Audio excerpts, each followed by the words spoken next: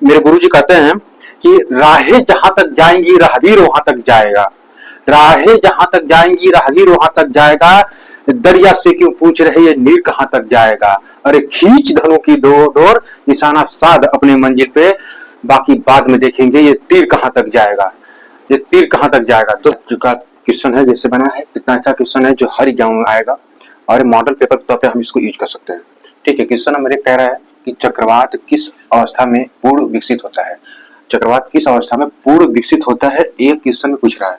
कल हमने बताया था चक्रवात कितने अवस्थाओं में बटा होता है, तो कितनी अवस्थाओं में बटा होता है, 6 अवस्थाओं में है, और कितनी लास्ट इसकी 6वीं अवस्था जो है इसमें ये बहुत खतरनाक हो जाता है। ठीक है, उसके बाद जो किस अवस्था में पूछ रहा है कि किस अवस्था में यह पूर्ण रूप से विकसित हो जाता है, तो यह तीसरी अवस्था, तीसरी अवस्था है जिसमें यह पूर्ण रूप से क्या होता है, विकसित हो जाता है।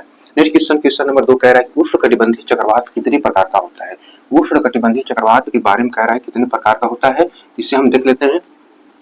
उष्णकटिबंधीय चक्रवात जो है यह 4 प्रकार का होता है, कितने प्रकार का होता है, यह 4 प्रकार का होता है, कितने प्रकार का है, यह 4 प्रकार का है। अगर ये 4 प्रकार का है तो इसका कौन कौन सा नाम है, उष्णकटिबंधीय विक्षोभ कहते हैं इसको, उष्णकटिबंधीय विक्षोभ कहते हैं। जो पहला है उष्णकटिबंधीय, उष्णकटिबंधीय विक्षोभ कहते हैं, विक्षोभ। सेकेंड है कह रहे हैं जो दूसरा नंबर है उसे कहते हैं उष्णकटिबंधीय अवदाब कहते हैं, उष्णकटिबंधीय अवदाब, अवदाब क्या कहते हैं, उष्णकटिबंधीय अवदाब कहते हैं। और जो तीसरे नंबर का है इसे हम कहते हैं टाइफून, टाइफून क्या कहते हैं, टाइफून कहते हैं। और जो चौथे नंबर का है जिसे हम कहते हैं चौथे नंबर का जिसे हम क्या कहते हैं, हरिकेन कहते हैं, हरिकेन कहते हैं। चौथे नंबर का है जो चौथे नंबर का है इसे हम टार्नेडो कहते हैं, चौथे नंबर का जो है हम टार्नेडो के नाम से जानते हैं, टार्नेडो, टार्नेडो। अब ये टाइफून जो है इसको हम एक और नाम से जानते हैं जिससे हम क्या कहते हैं, जिससे हम कहते हैं हरिकेन, हरिकेन, हरिकेन क्या कहते हैं, हरिकेन कहते हैं, हरिकेन। ठीक है, ये बहुत तेज चलता है, इसका जो है ये अस्थाई नहीं है। ठीक है, ये कभी भी आ सकता है, जब ये आएगा बहुत ज्यादा विनाशकारी होता है, हरिकेन हो या टाइफून हो।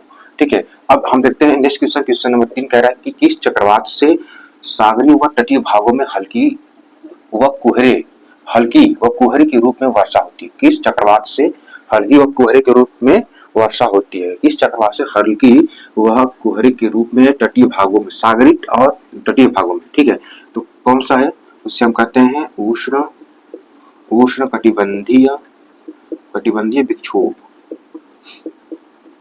क्या कहते हैं, उष्णकटिबंधीय विक्षोभ कहते हैं। ठीक है, नेक्स्ट क्वेश्चन है, क्वेश्चन नंबर 4 क्या है, उष्णकटिबंधीय विक्षोभ चक्रवात की केंद्र व परिधि में अंतर कितना होता है, केंद्र व परिधि में अंतर कितना होता है, केंद्र और परिधि में अंतर कितना होता है, जल्दी जल्दी आंसर दीजिए।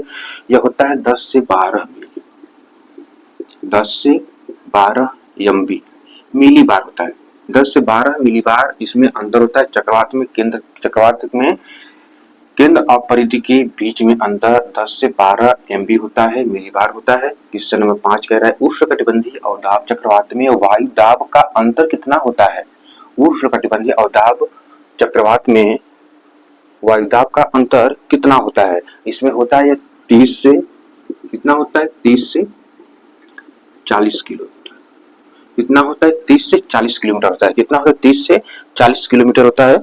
इसमें अवदाब में अंतर होता है कितना, 30 से 40 किलोमीटर अंतर होता है। अब इसकी गति की बात करते हैं तो इसकी गति होती है 40 से 50 किलोमीटर प्रति घंटे की चाल से चलता है, यह इसकी गति जो है, इसकी गति है 40 से 50 किलोमीटर प्रति घंटे की चाल से यह चलता है। ठीक है, प्रति घंटे की चाल से यह चलता है। आईटीसी जेट के से यह प्रभावित होता है, उसी की वजह से यह उत्पन्न भी होता है।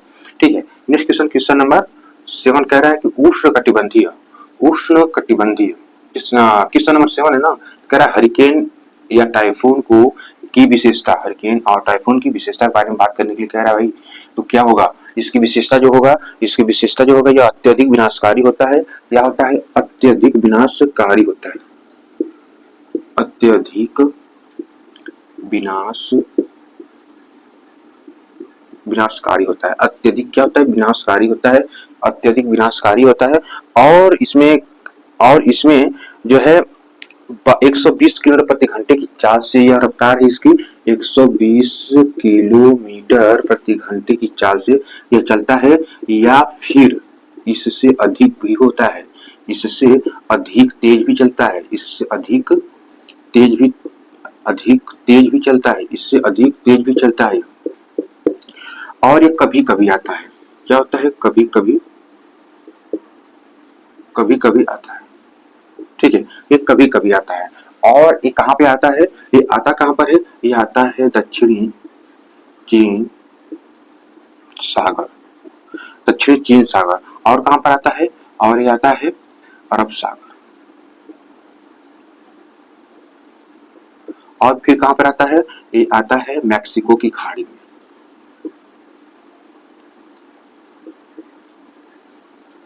मैक्सिको की खाड़ी में। फिर कहाँ पर आता है? मैक्सिको खाड़ी में कैलिफोर्निया की खाड़ी में,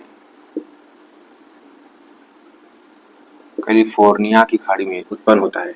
ठीक है, नेक्स्ट क्वेश्चन, क्वेश्चन नंबर 8 कह रहा है कि प्रतिचक्रवात शब्द का सर्वप्रथम प्रयोग कब और किसने किया था? प्रतिचक्रवात शब्द का प्रयोग कब और किसने किया था? इस एफ गैफेन महोदय ने किया था 1861 में। 1861 में एफ गैफोन महोदय ने किया था। किसने किया था? एफ गैफोन महोदय ने 1861 में प्रतिचक्रवात शब्द का प्रयोग किया था। प्रतिचक्रवात की विशेषता क्या है, इसके बारे में जानकारी मांग रहा है। तो क्या है प्रतिचक्रवात की विशेषता? क्या है प्रतिचक्रवात? या मौसम, इसके आने से मौसम साफ और शुष्क हो जाता है। मौसम कैसा होता है? साफ और शुष्क हो जाता है। मौसम साफ और शुष्क हो जाता है। मौसम साफ और शुष्क हो जाता है। प्रतिचक्रवात के आने से मौसम साफ और शुष्क हो जाता है। वायुमंडल में स्थिरता आ जाती है। वायुमंडल में क्या होता है? वायुमंडल में स्थिरता आ जाती है। क्या होता है? वायुमंडल में स्थिरता आ जाती है। वायुमंडल स्थिरता आ जाती है। वर्षा भी नहीं होती है। इसके आने से क्या होता है? सॉरी, वर्षा भी नहीं होती है। क्या होता है? वर्षा भी नहीं होती है। इसके आने से वर्षा नहीं होती है। वर्षा नहीं होती है। इसके आने से वर्षा नहीं होती है। वर्षा नहीं होती है। इसके आने से वर्षा नहीं होती है। इसे मौसम रहित परिघटना कहते हैं। इससे यानी प्रतिचक्रवात को मौसम रहित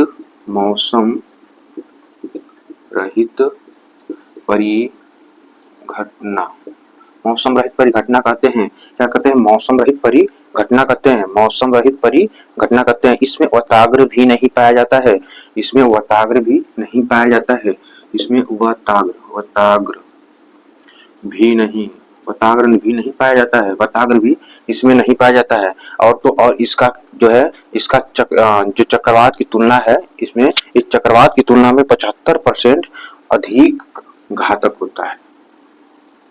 घातक तो नहीं कह सकते हैं, लेकिन ये जो चक्रवात की तुलना में अधिक होता है 75%, क्योंकि जब ये आता है तो शांत रूप से आता है और शांत रूप से भी चला ही जाता है। ठीक है, क्वेश्चन नंबर नेक्स्ट क्या कह रहा है कि हेलिक महोदय ने प्रतिचक्रवात को कितने भागों में बांटा है?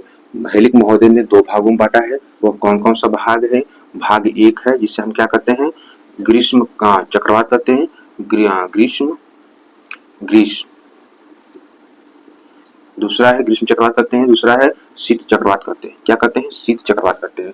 आखिरी और लास्ट की समस्या कह रहा है कि हेम्फ्रिज महोदय ने प्रतिचक्रवात को कितने भागों में बांटा है? हेम्फ्रिज महोदय ने प्रतिचक्रवात को कितने भागों में बांटा है? हेम्फ्रिज महोदय ने इसे 3 भागों में बांटा है। पहला है गतिक चक्रवात, दूसरा है, पहला है गतिक चक्रवात, दूसरा है तापीय चक्रवात। ठीक है, तापीय चक्रवात। और तीसरा है विकिरण चक्रवात। ठीक है, ये रहा आज का 11 क्वेश्चन। ठीक है, कैसा लगा सेशन भाई कमेंट करके बताना। लाइक सब्सक्राइब शेयर भी हो जाना चाहिए। फिर मिलेंगे नेक्स्ट पार्ट में। ये आज चक्रवात प्रतिचक्रवात का लास्ट पार्ट था। ठीक है, कैसा लगा सेशन में बताना। अपना और अपने परिवार का ख्याल रखना। अपना व्यक्तित्व इस प्रकार विकसित करो कि आपके साथ खड़ी कोई महिला अपने आप को पूर्ण रूप से सुरक्षित महसूस करे। ठीक है, फिर मिलेंगे नेक्स्ट बार, तब तक के लिए धन्यवाद। जय हिंद, जय भारत, लव यू इंडिया।